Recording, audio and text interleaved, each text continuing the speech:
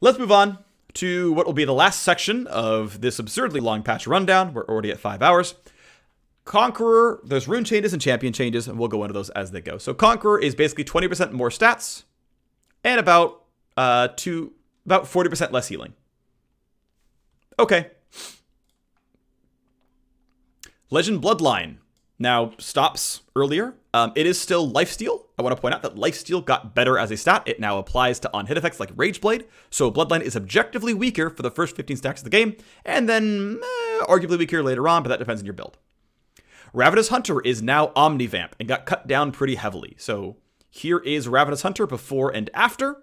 It is cut down by 1/3 to 20% based on stat count, but it applies on your basic attacks as well. Ravenous Hunter was very, very strange in that it applied on, I think, literally everything but basic attacks. It didn't say that, but that's how it worked. Now it's just Omnivamp, which means it works on basic attacks as well.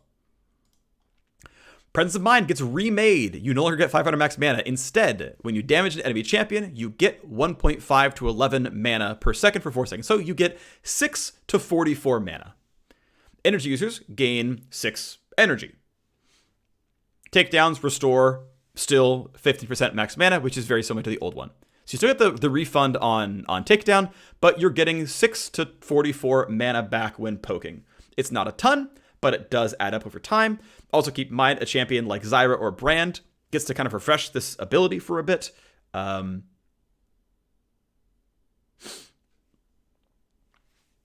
This is interesting. I mean, it's no longer 500 max mana, but Archangels and Seraphs got, I think, hugely improved in mana pool. I am glad you can't just take a rune to ignore mana. Like, I would honestly like to see mana flow ban probably go away as well. And just Riot to just decide how much mana champions have. Like, I really do think more work could be done to just like make mana as a stat make more sense. It's my little weird pipe dream. Maybe it's never going to happen, but you know, whatever. Presence of Mind is definitely overused. This will be almost certainly a nerf. You don't get to walk to level 500 bonus mana because you got a level 1 team fight. Transcendence changes now as well. Instead of being 10% CDR at level 10 and turning bonus CDR into AD and AP, there's no longer a cap to ability haste. So now it's at level 5 ability haste, at level 8, 5 ability haste. So already better than old Transcendence. And then on level 11, takedowns reduce remaining cooldown to 20%. Now that is not a ton, but it's something. It's helpful a little bit in the mid game.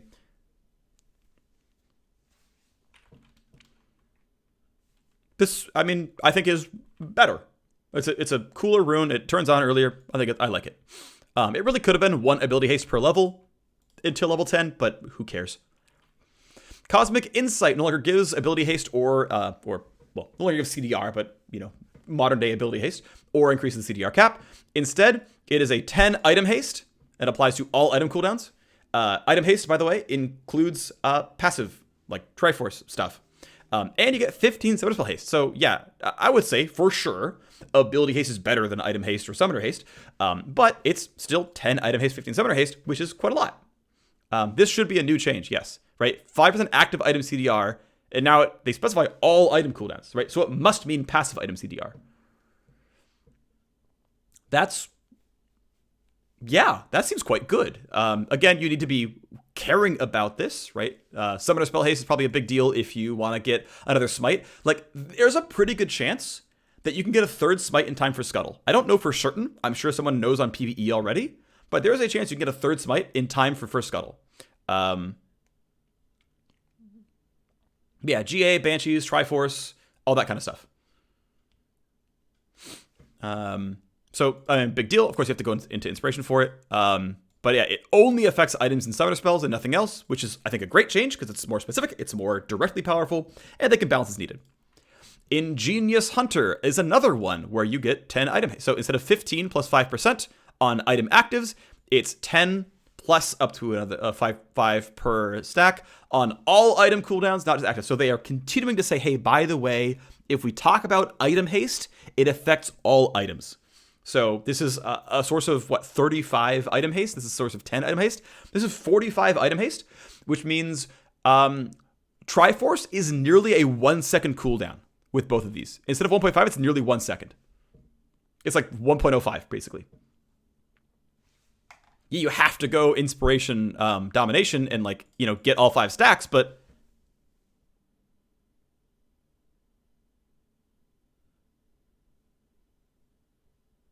seems good.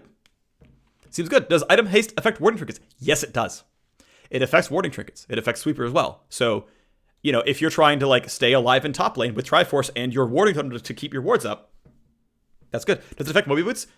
Probably, although it depends on how it's worded, because Moby Boots might say, you know, when you're out of combat for 4 seconds, turn on, instead of, like, 5-second cooldown when you take damage. I don't know. Does it affect tier? Probably, yeah, actually. I think it would. But I'm not certain, right? Like, it would have to be coded in, so there's a chance it's wrong. And then the 1 to 10% ability haste stat is just a flat 8 ability haste. So, I mean, again, way better for most of the game, considering the scales up to level 18. This is, like, strictly better. Transcendence is pretty much strictly better. Ingenious Hunter and Cosmic Insight are way more interesting. Time Warp Tonic now allows you to double tap the button, which I think is a positive there as well. Cool stuff there. And now we get preseason champion adjustments. These are not meant to necessarily be balance changes, but keeping the champion up to date with preseason changes. For example, crit damage being 1.75x. So Caitlyn just has their basic headshot bonus damage from levels, and the headshot damage from crit chance is 1.25 still, and now instead of 100 plus half crit damage bonus, it's 87.5 half crit damage bonus. So basically, yep, it's just down by, you know, it's down by 12.5% because that's what that is. Makes sense to me. Jhin is going to be less punished. It's still a 1.5 crit, but the way that math works out, basically, I am pretty sure Riot does not actually do non-standard crit damage actually the correct way. Regardless, these are at fairly small differences, so it's not a huge deal. But let's think about this a little bit, okay? So Jhin used to get basically half the value from crits before, right? So you see this, crit damage reduction, 25%. We're talking about the old version right now, right? So instead of doing 2 damage, he did 1.5 damage, which is a 25% decrease. Well, not really.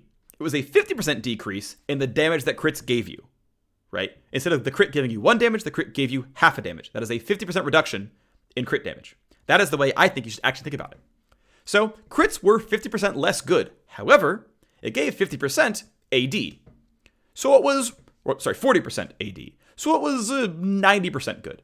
And to be fair, AD multiplies crit and thus got even closer to the line. So, you know, pretty reasonable. Now here, we have crits still do 1.5x as a reduction of 14%. And so instead of doing 1.75, we do 1.5, which means we do 6/7 the amount of well, sorry, let's try again. We do 2/3 the amount of bonus damage, right? Instead of doing 75 bonus damage, we do 50 bonus damage. That is 2/3 the amount. That is 66% of the damage. That is a 33% cut. Well, we lose 33% of the damage, but we gain 30% of the damage as AD. This actually gets even closer to just a full 1 right there. So the math works out pretty well. But it also means that the value of Infinity Edge on Jhin just went up a lot. Ultimately, it went up more. The comparative value of Infinity Edge went up by more, considering he's only taking a 14% haircut on Infinity Edge and not a 25% haircut on Infinity Edge, because that's the math. That's the number they actually multiply. Is this? They use the 25 to subtract from IE. And now they use 14% to subtract from IE. So IE is actually comparatively better on Jhin than pre-patch. Crit is comparatively better on Jhin than pre-patch. Overall a buff. Senna, she had more changes elsewhere, but I think they got pulled. She had like a change to her base attack speed and stuff, which maybe is happening and they forgot about it, or maybe it's just not happening. Either way, she's getting an even better facelift here, okay? So instead of losing 35% of her damage, or her crits just doing 30% of what it could have been, her crits do 2/3 of what it could have been, right? Like 30, look at this. 35% becomes 14%. Oh, it's okay. It's a moderate buff. No. Your crits went from doing 30 damage to 50 damage. And not even that. Your crits went from doing 30% of what it could have been to doing 60% of what it could have been. Senna's effective crit damage more than doubled compared to other champions. And that's, there's still some more math going on that we're not going to get into, but like super, super massive buff to Senna's ability to crit. IE might actually not be trash on Senna anymore as a result of this. Maybe. There's still asterisks going on. And so even though she's getting 1/3 less crit chance per soul, the crit itself is more than twice as good. Right? So you lose 1/3, but you more than double the output. Kind of. Well, and here's the thing. Kind of. Because you go from getting 30% out of it to getting 50% out of it. So, through the additive lens, you're getting 60% more? No, you're getting 66% more. You're getting 2/3, yeah. So you're getting 2/3 more additive damage out of crit, and you're getting 2/3 as much. We could do a longer thing on this. End of the day, crit is better on Senna now. The R now collects Myth Wraiths, but they only spawn near Senna anyway. But it can still help when there's some souls in the lane. You just toss the ult down, you'll get them. That's a positive, of course. Trin's crit is now passive, flat, 0.4% per Fury, which is a very small early game buff, and of course a pretty moderate late game buff. But it means, hey, Trin, go buy 3 crit items. Yasuo is saying, okay, you're also going to buy 3 crit items. And we're going to convert your crit into AD, because sure, of course. Makes sense to me. Yeah, sure, no problem. Yeah, early game buff, late game nerf, if I misspoke. Levels 1 through 5 is stronger. Levels 11 and onwards is weaker. Okay. Yasuo gets to feel good about this one. Gets to buy a 3rd crit item. The actual conversion, by the way, on Yasuo, it's pretty close.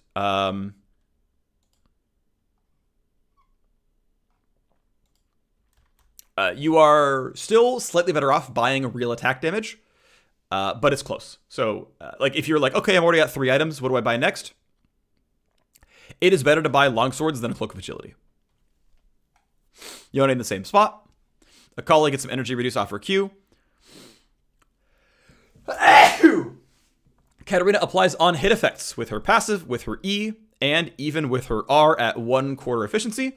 So who knows how much we're going to use Rageblade Katarina. But you might see crit Katarina. It's a possibility with Rageblade. Who knows? I don't. Bork, sure, you're getting 2% current health damage on the ult. But, yeah, maybe. 15 daggers, so you're getting 30% current health damage out of the entire ultimate. Okay. I mean, you're getting, what? 1/4. You're getting 4 on-hit effects on every champion with your ultimate. That's not bad, right? You're getting 4 on-hits per ult. Sure. If you have Rageblade with 20% crit, that's, what, 90 times 4 is 360? Is AP better? I don't know.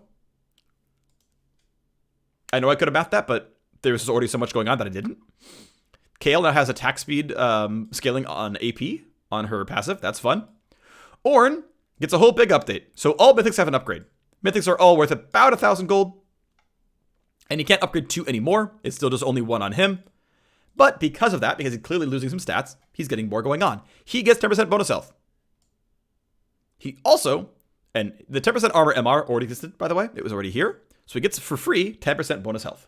10% more bonus health. So if you buy Ruby Crystal, it's worth 165.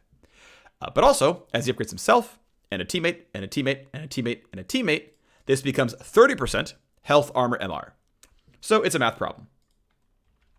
Well, here's the math problem, okay? Abyssal Mask and Forgefire Cape were the only items he ever built. And that means he lost 1,800 plus 1,800 gold, which is a lot of gold. He lost 3,500 gold worth of stats, assuming you wanted health, armor, and MR equally, which you probably did. That is a lot of things that he lost. Now, of course, what he got was his own upgrade. His upgrades more or less just gave him, and then, yeah, it's right here, right? We could just do it again and put it there. I think we deleted some of the stuff, but what it comes down to is this is how much stuff you had. And here we go. So on average, assuming you're just going to buy the Sunfire tank items on Ornn, which you always did anyway, you're getting about 150 health, about 15 armor, and about 15 MR. It varies a little bit based on the item, but this is about true. So, first off, how do we get this much health back, right? Because we used to get 325 plus 725. Well, sorry, 725 total. It was 400 plus 325. So we got 725 total bonus health from these items before, and we're only getting 150 here. which means how do we make the 10% bump make up for it? Well, we need 5,700 bonus health to make up for it. That's not realistic. If we don't upgrade more teammates, we're never going to get there. Okay, but sure, no duh. To be fair, a 10% bump never actually existed, because a 14% bump is I upgraded my first item, which is already the comparison point. Doesn't really matter, who cares? I guess we could technically divide by 0.14, and it's still not possible, right? This is a 14% bump, whatever, who cares? If I upgrade my entire team, I only need 1,900 bonus health to get there. That's actually pretty doable. By the time I upgraded my entire team, I probably have at least 1,900 bonus health. That seems totally possible. By the time I upgraded my entire team, do I have 125 bonus armor and 150 bonus MR? Yeah, I probably do. So if we get to the late game where I have upgraded my entire team, we're there, right? I've gotten those stats back. If I haven't upgraded my teammates yet, it's not there yet. So somewhere in the middle is the break-even point. Definitely weaker right away at level 13, and definitely better at full build at 18. At some point in the middle is the inflection point. Of course, levels 1 through 12 have no change at all because you have no upgrades. And even on your very first upgrade, like if you got Sunfire done but you didn't have Abyssal Mask yet, that's maybe Power Spike as well. Victor gets a small rework because he doesn't buy his weapon anymore. He just has stuff. So he gets 20 free mana growth. No longer has the Hex Core. He instead harvests Hex Fragments from minion and monster kills, 5 from large minions, so you consider every 3 minion waves, instead of being 18 CS, it's 22 CS. Or stacks, whatever. 25 from champions, that's not bad. 100 Hex Fragments, upgraded basic ability. Once all of it upgraded, Chaos Storm is upgraded automatically. Now, I will say, considering that your first recall will try to be around level 6 with 1,250 gold for your first Hex Core upgrade, or 1,150, I forget which, you would not have 100 CS. So the first upgrade, unless you're getting kills, which is possible as well, if you're not getting kills, it's coming in later. If you are getting kills, it's a little bit closer. Either way, you're harvesting. Your ratios are slightly higher on the E. I guess it's compensation buff because you probably ended up slightly weak, but this is reasonably close. Okay, 20 mana growth. Let's move on. So here's what happens, okay? Here's Victor's mana before and after. And I assumed level 6, 9, and 11 were the upgrade timings. Might not be exactly right, but I think it's close. So here's how much mana before and after, assuming the Hex Core, right? It's close. I mean, it's close, right? For the vast majority of the game, we're within 6%. And then ultra late game, level 11 plus, we don't have this. But again, this is also for free, right? We're not spending this on mana. We're not spending it on the Hex Core. We're getting Hex Core upgrades anyway. So the mana is close enough that we're fine. Okay, what about the ability power? Okay, well, assuming you upgraded at 6, 9, and 11, here's how much AP your Hex Core gave you. But assuming you're upgrading on 6, 9, and 11, you are not spending all this money. You are not spending all this money on a Hex Core. You're going to buy Lost Chapter and other stuff. And so if I could spend this money on raw ability power, I guess this would be technically red, right? You know, oh no, we're missing 5 AP at level 5. Who cares? We buy real items afterwards.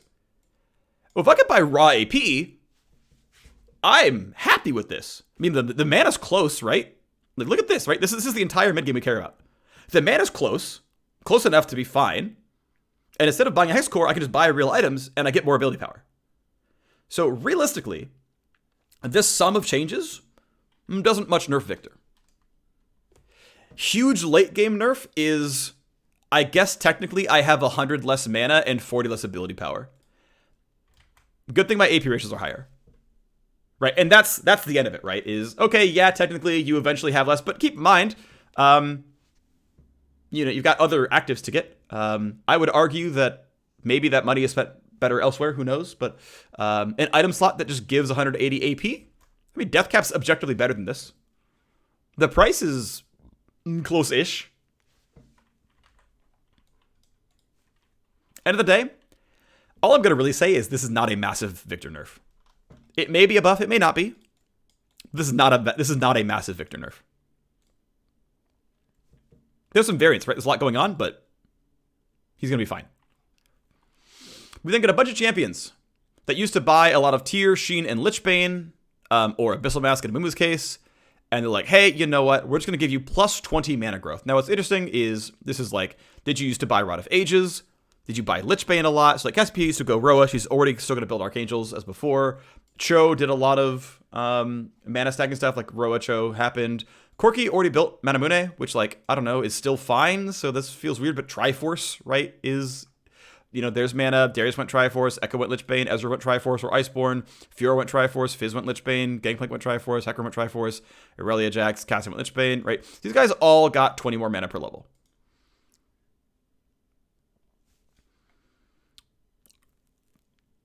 They could have done a more involved thing of like looking at mana costs, but at the end of the day, it's not a big deal. End of the day, sure, they're trying to find low effort, easy to implement buffs to champions who, you know, used to rely on buying mana. I get it. We then have some balance-focused changes to Brand. I actually suggested this, I think, in the last patch rundown, but they finally try to skew Brand away from support by making the passives scale over more levels. Use explosion damage before and after. Pretty meaningful hit right there.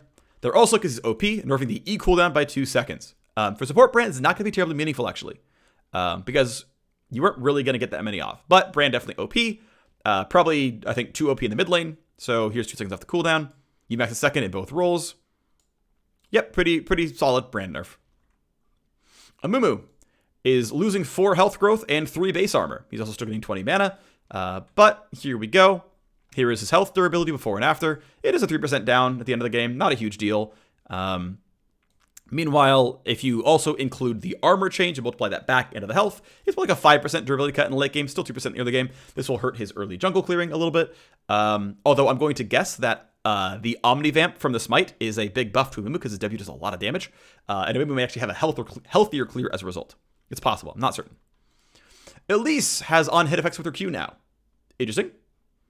Seraphine, I'm surprised by this because Seraphine was always meant to be a mid laner. That was the intent on this champion. Somehow they gave her support mana regen. Now 8 is more reasonable for a mid laner. That's where like Kassadin and like Echo and stuff roughly live. 10 is more like Janna territory. Very odd that it was here. This feels like a very gross oversight. Her mana regen growth, by the way, still absurdly high. Seraphine is still overall skewed towards regen, which means she's skewed towards support items. Which, like, okay, I understand skewing towards support items because she's a supportive champion, but if she's meant to be a mid laner and you're making spell thieves good on her, you're kind of trolling. So, this still felt pretty bad. But they're adding more and more level scaling into the champion to push her more and more towards mid lane. She's definitely better in support overall. The passive note AP ratio is now weaker, levels 1 through 10, and stronger levels 11 through 16, which is still going to nerf lane Seraphine some, but you know, gonna be better late game for her, so fine. High note, the Q that you max for damage is getting a 5 damage increase and an AP ratio bump that only kicks in once you're at rank 4 of the ability. Now, what's interesting, mid Seraphine probably does want to max Q first indeed, and this is obviously going to help that quite a bit. She's better by level 8, and even before then, we have a chart for that. But support Seraphine, interestingly enough, most commonly maxed Q. Her highest win rate was maxing E. So if you're playing Seraphine well, which is actually OP, you would leave Q as a 1-point wonder and you max E then max W. Well, your Q is just definitely weaker with the 0.15 lower AP ratio now, if that's happening. If you're maxing Q on Seraphine, whatever, you're not good, so who cares? However, if you are maxing E, beat drop got weaker by 0 to 20 damage, which means that Seraphine maxing E loses E damage and Q damage and passive damage and regen.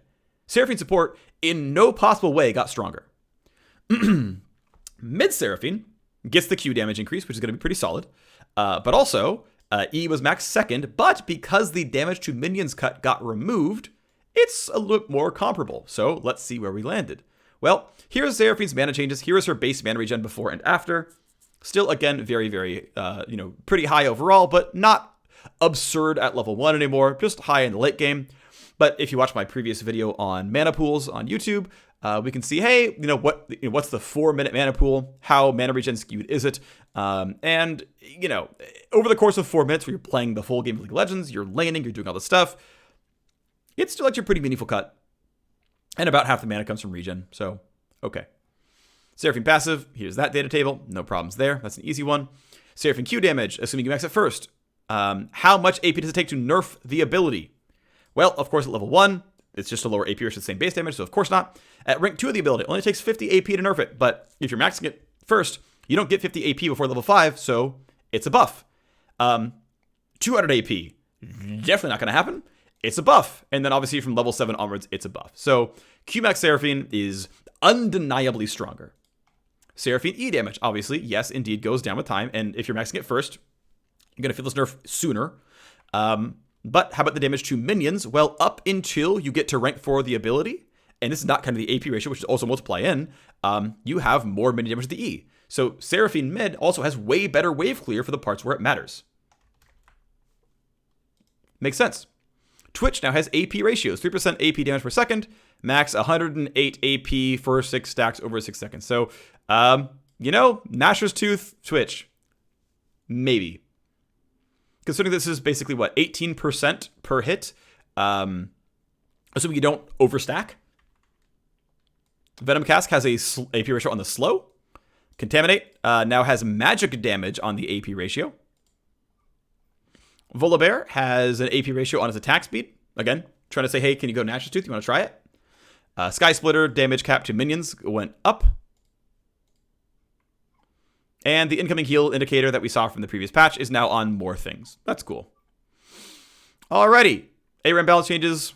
End of season stuff. We did it. Ranked updates. There are no intra-division promos. You can just cleanly go from Gold 3 to Gold 2, but then back down from Gold 2 to Gold 1. League client updates, getting rid of some memory leaks. That's good stuff. Bug fixes in QOL. Feels good. More skins and chromas. Feels great. And with that, we have completed the 5-hour and 40-minute patch rundown. Whew! We did it. We're gonna clip it up. We're gonna send it over to YouTube. And I'll see you later. Bye, everyone.